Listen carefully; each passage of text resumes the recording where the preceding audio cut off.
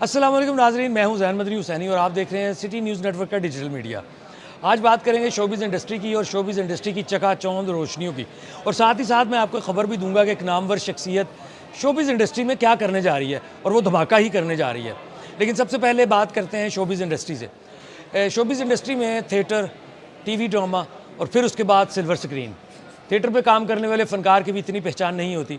TV पर भी काम करने वाला जो फ़नकार है वो भी इतना मकबूल नहीं होता, लेकिन जो सिल्वर स्क्रीन पर आता है, सिनेमा की स्क्रीन पर आता है या फ़िल्म में काम करता है, वो बेहद मकबूल हो जाता है। बच्चे बच्चे की ज़ुबान पर उसका नाम होता है, उसका कोई भी करैक्टर, उसका कोई भी डायलॉग जो हो वो हर एक को याद रह जाता है जो उसको सिल्वर स्क्रीन पर देखता है। हमारे माजी में भी इस तरह के कई ऐसे फ़नकार हैं जिन्होंने थिएटर से टीवी और टीवी से फिर बाद में सिल्वर स्क्रीन का रुख किया और बेपनाह मकबूल हुए। उनमें माजी के नामवर अदाकार जो हैं आगा तालिश हैं। आगा तालिश भी पहले टीवी पर काम करते थे, फिर उन्होंने ड्रामों में काम किया, फिर उसके बाद वो सिल्वर स्क्रीन पर आए।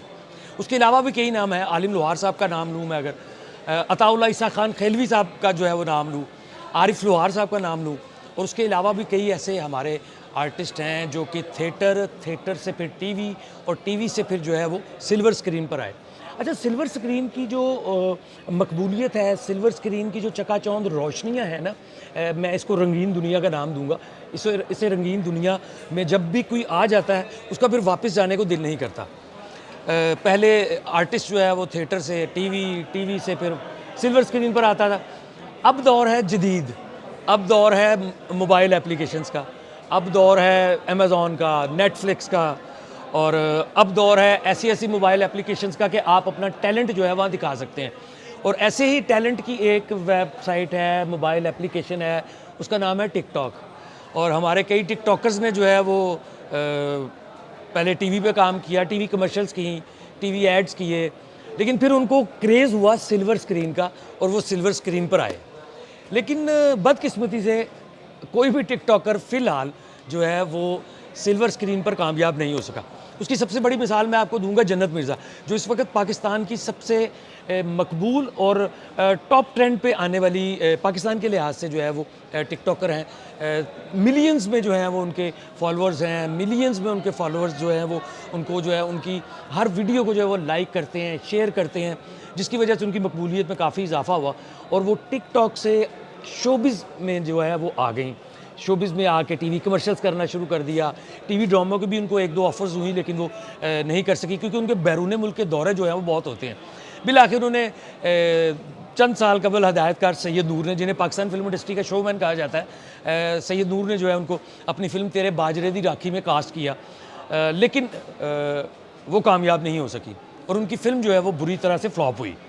इसी तरह एक टिकटॉकर है रुमैसा खान।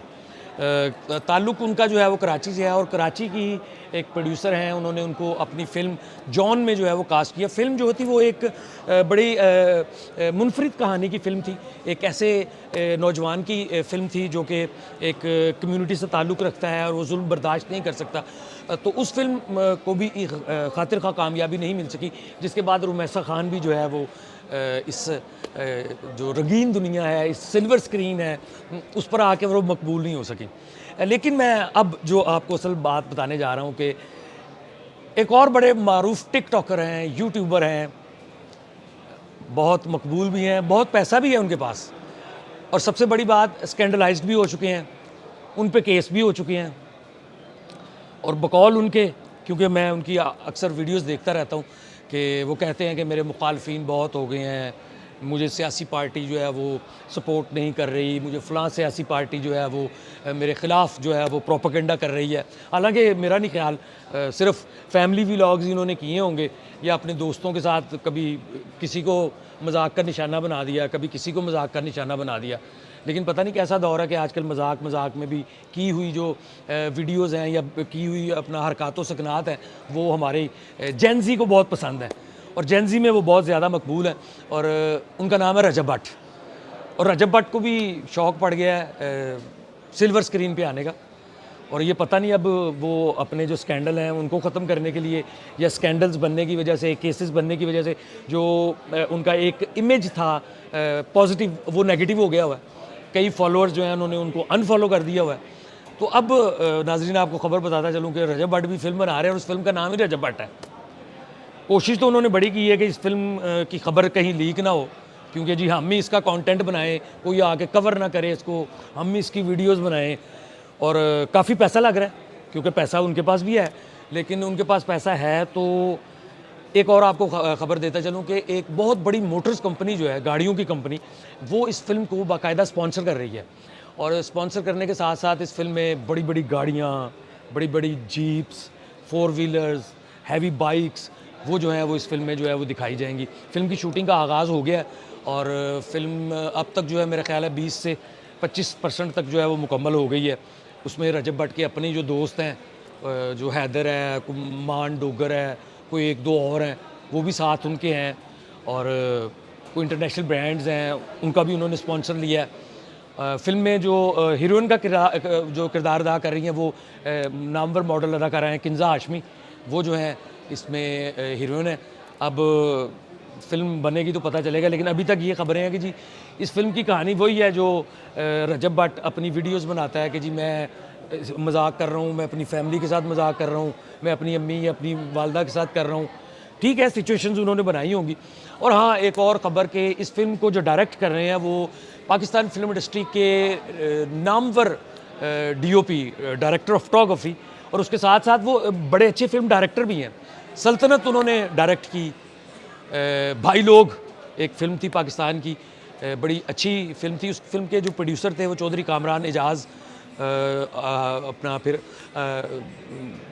और भी 2-3 लोग थे, जिनमें मैं अगर नाम लूँ तो असलम भट्टी का नाम मैं लूँगा, इंतकाल कर गए हैं। असलम भट्टी एक मारूफ शख्सियत थे, बॉलीवुड इंडस्ट्री में भी उनका नाम का डंका बजता था। अक्सर अगर आपने गाने सुने हो ना बॉलीवुड में, असलम भाई, तो वो वही असलम भाई थे, असलम भट्टी जिन्हें कहा जाता है। तो जो भाई लोग फिल्म बनाई वो फैसल बुखारी ने बनाई और सल्तनत बनाई। उसके अलावा ब्लाइंड लव एक फ़िल्म थी, वो भी फैसल बुखारी साहब ने शूट भी की, बनाया भी उसको। तो इस फिल्म को जो रजब भट्ट की फ़िल्म है, इस फिल्म को भी डायरेक्शन जो दे रहे हैं, जो डायरेक्ट कर रहे हैं, इसके डीओपी जो हैं वो सैयद फैसल बुखारी हैं। अब इस फिल्म की जो अक्सबंदी है वो कुछ पाकिस्तान में की जाएगी, कुछ बैंकॉक में की जाएगी, कुछ दुबई में की जाएगी। और फिल्म जल्द ही जो है वो मुकम्मल होकर सिनेमा घरों की जीनत बनेगी।